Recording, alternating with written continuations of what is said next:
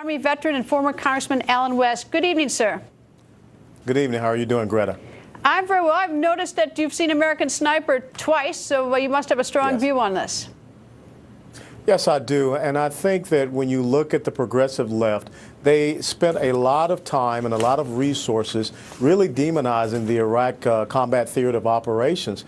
And what American Sniper does is it brings that 25-meter urban combat operation into the lives of the American people, and you get a chance to see it. But even more so, it humanizes the warriors that were there on the ground fighting. And the biggest thing that seems to be causing the left a lot of consternation is the acclaim that that movie has gotten, 6 Academy Award nominations, but also the success it has had at the box office. And when you look at a lot of the left's movies that they put out about Iraq or even Afghanistan or even going back to Desert Storm, they did not do well.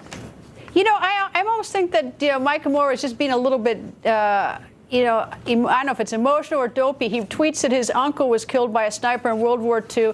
And oftentimes people take to Twitter and they say things that are just sort of dopey, although, it is consistent with his views on the war and everything. He just might have been a lot better off not tweeting about all this, don't you think? Yeah, you're absolutely right. Not just Michael Moore, but you saw Matt Taibbi of Rolling Stone, the things that he said. And also we have the recent comments from Howard Dean, who basically said that anyone that is going to see American Sniper, they have some anger management problems. I guess I'm a very angry guy since I saw it twice. But again, I think that for the left, they embrace someone like a Bo Bergdahl. You look at the fact that President Obama had Bo Bergdahl's parents in the Rose Garden, the comments that Susan Rice made on the Sunday talk shows, that he served honorably, with honor and distinction. I don't remember the Obama administration sending anyone to the memorial service for Chris Kyle 2 years ago, February 2013, but yet somehow they found a way to send 3 members of the Obama administration to Michael Brown's funeral in St. Louis.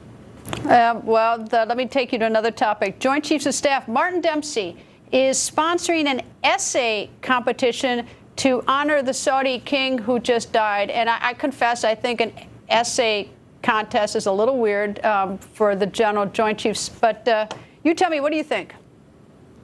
Well, I think that it is bad policy coming out of the Department of Defense. The chairman of Joint Chiefs of Staff should really be concerned about our military capability and capacity.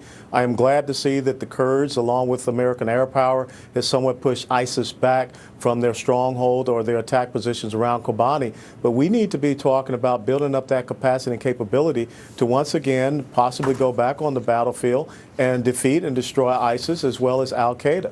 And when you look at the Kingdom of Saudi Arabia, I don't think that they have many policies that we should be, I guess, touting or providing accolades for.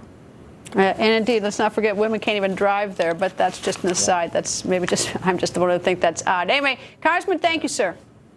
Thank you, Greta.